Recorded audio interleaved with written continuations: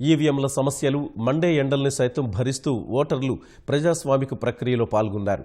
తెల్లవారుజామున mock polling సమయంలోనే కొన్ని బూతులలో ఈవీఎంలు మొరాయించాయి. మరమ్మతులకు గంటల కొద్దీ సమయం పట్టగా ఓటర్లు అసహనానికి గురయ్యారు. రాష్ట్ర వ్యాప్తంగా ఈవీఎంలు మొరాయించిన వేళ సాక్షాత్తు ఎన్నికల ప్రధానాధికారి గోపాలకృష్ణ ద్వివేదికి ఇబ్బందికర పరిస్థితి తలెత్తింది. అమరావతిలోని తాడేపల్లి క్రిస్టియన్ పేట మున్సిపల్ హైస్కూల్లో ఓటేసేందుకు ఆయన రాగా ఈవీఎం మొరాయించింది. ఈవీఎంల సమస్యలపై విజయవాడ మల్లికార్జునపేటలో ఎమ్మెల్సీ బుద్దా వెంకన్న ఆందోళనకు దిగారు. తెదేపా గెలిచే నియోజకవర్గాల్లో పనిచేయని యంత్రాలతో ఓటర్లను ఇబ్బందులకు గురిచేస్తున్నారని ఆయన ఆరోపించారు. బుద్దా వెంకన్నను పోలీసులు అరెస్ట్ చేసి స్టేషన్కు తరలించారు. విజయవాడ తూర్పు నియోజకవర్గంలో ఈవీఎం సమస్యతో పోలింగ్ ఆలస్యం కాగా ఎమ్మెల్యే అభ్యర్థి గద్దె రామ్మోహన్ అధికారుల తీరును ఖండించారు. గుంటూరులోని బ్యాంక్ ఆఫీసర్ క్లబ్ బూత్లో ఓటు హక్కు వినియోగించుకునేందుకు వచ్చిన ఓ మహిళ ఓటు లేదని తెలిసి ఆందోళనకు దిగారు. 20 రోజుల క్రితం ఉన్న తన ఓటు ఇప్పుడెలా గల్లంతైందంటూ నిలదీశారు. గుడివాడ నియోజకవర్గంలోని ఆర్సీఎం చర్చి బూత్లో అంగన్వాడీ మహిళ వద్ద 200 ఓటరు కార్డులను పోలీసులు స్వాధీనం చేసుకున్నారు. కృష్ణా జిల్లా మచిలీపట్నంలో సిబ్బంది మాక్ పోలింగ్ ఓట్లను తొలగించకపోవడం ఓటర్లను ఇబ్బందులకు గురిచేసింది. అప్పటి వరకు నమోదైన 125 ఓట్లను తొలగించి ఓటర్లకు మళ్లీ కబురు చేశారు. మొగల్రాజపురంలో ఈవీఎంల సమస్యపై ఓటర్ల ఆందోళనతో అధికారులు పోలింగ్ బూత్కి తాళాలు వేశారు. స్థానిక సమస్యలను ఎవరూ పట్టించుకోవడం లేదంటూ అనంతపురం జిల్లా హిందూపురంలోని సాయినగర్ కాలనీలో ఓటర్లు పోలింగ్ను బహిష్కరించారు. అనంతపురం నగరంలో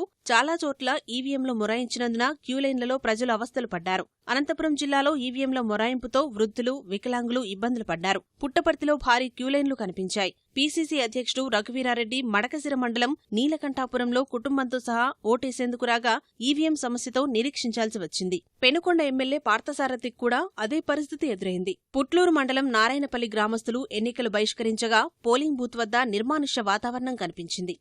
చిత్తూరు జిల్లా సత్యవేడు నియోజకవర్గం పిచ్చాటూరులో వైకాపా ఏజెంట్లు ఓటర్లను ప్రలోభాలకు గురిచేశారు. తులసి కృష్ణాపురం బూత్ వద్ద వరుసలో నిల్చున్న ఓటర్ల వద్దకు వెళ్లి పార్టీ గుర్తు, అభ్యర్థి ఫోటో చూపించి ఓటు వేయాలని కోరారు. చిత్తూరు జిల్లా మదనపల్లిలోని సిమెంట్ రోడ్లో స్థానిక సమస్యల పరిష్కారానికి స్థానికులు ఎన్నికలు బహిష్కరించారు. కర్నూలు జిల్లాలో చాలా ప్రాంతాల్లో ఎండలు ఎక్కువగా ఉన్నందున ఓటర్లు తీవ్ర అవస్థలు పడ్డారు. ఆళ్లగడ్డలో ఓ మహిళ సొమ్మసిల్లి పడిపోయారు. అధికారులు కనీస వసతులు కూడా కల్పించలేదని ఓటర్లు ఆగ్రహం వ్యక్తం చేశారు. కర్నూలులో పోలీసులు నిఘా వాహనంతో భద్రతను పర్యవేక్షించారు. కడప జిల్లా ప్రొద్దుటూరులో 4 కేంద్రాల్లో ఈవీఎంలు మొరాయించాయి. ఎంతసేపటికి పనిచేయనందున ఓటర్లు వెనుతిరిగారు. కర్నూలు జిల్లా మంత్రాలయం మండలం దిబ్బనదొడ్డిలో తెదేపా ఏజెంట్ను లోపలికి అనుమతించడం ఆందోళనకు దారితీసింది. ఆర్వో వచ్చి పరిస్థితిని చక్కదిద్దారు. తూర్పుగోదావరి జిల్లా తునిలో 20 చోట్లకు పైగా ఈవీఎంలు మొరాయించాయి. కొన్ని చోట్ల 4 గంటలు ఆలస్యంగా పోలింగ్ ప్రారంభమైంది.